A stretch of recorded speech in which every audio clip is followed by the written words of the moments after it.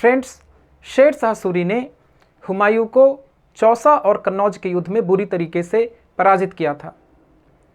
उसके बाद हुमायूं को आगरा से दिल्ली, दिल्ली से अमरकोट और अमरकोट से सिंध भागना पड़ा। अंततः हुमायूं को ईरान के शासक शाह तहमास्प के यहाँ शरण लेनी पड़ी।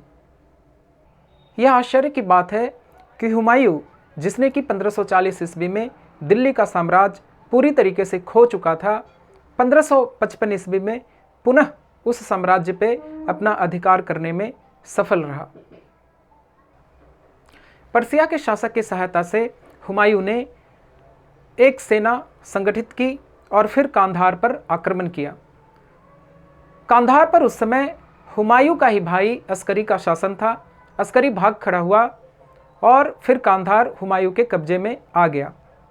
अपने वायदे के अनुसार हुमायूं ने कांधार को पर्सिया के शासक को सौंप दिया, लेकिन उसके बाद पर्सिया के शासक ने सहायता करना बंद कर दिया। इस कारण से फिर हुमायूं ने दोबारा कांधार पर आक्रमण किया और अपने कब्जे में ले लिया और वहाँ पे बैरम खान को अपना गवर्नर बनाया। कांधार में खुद को स्थापित करने के बाद हुमायूं अपनी सेना के साथ काबुल की तरफ मार्च किया।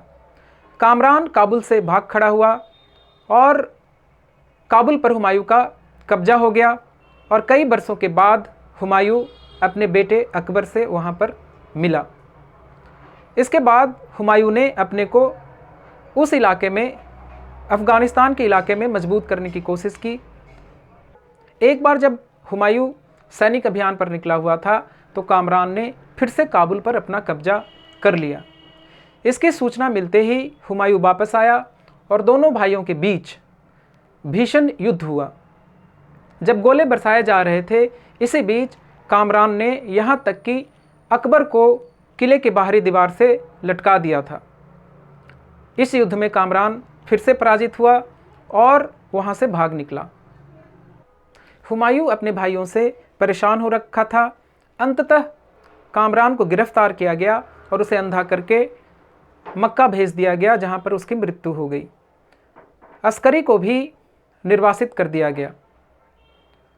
इसके बाद हुमायूं ने गजनी, काबुल और कांधार पर अपना मजबूत नियंत्रण स्थापित किया और अब समय आ गया था कि वह अपने खोए हुए भारत के साम्राज्य को पुनः प्राप्त करने की कोशिश करे।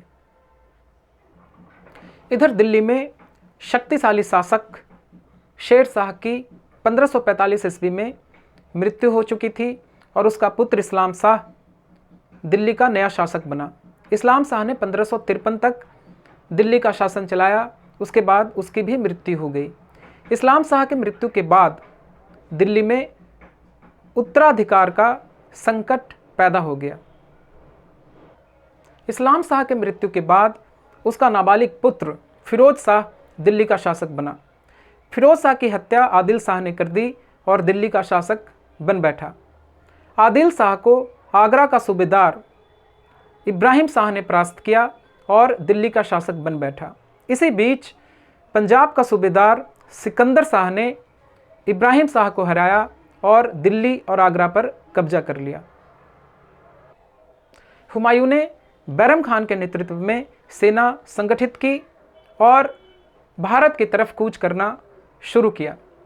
सरहिंद की लड़ाई में हुमायूं ने 1555 में सिकंदर शाह शूरी को बुरी तरीके से पराजित किया और दिल्ली और आगरा पे अपने सत्ता फिर से स्थापित की।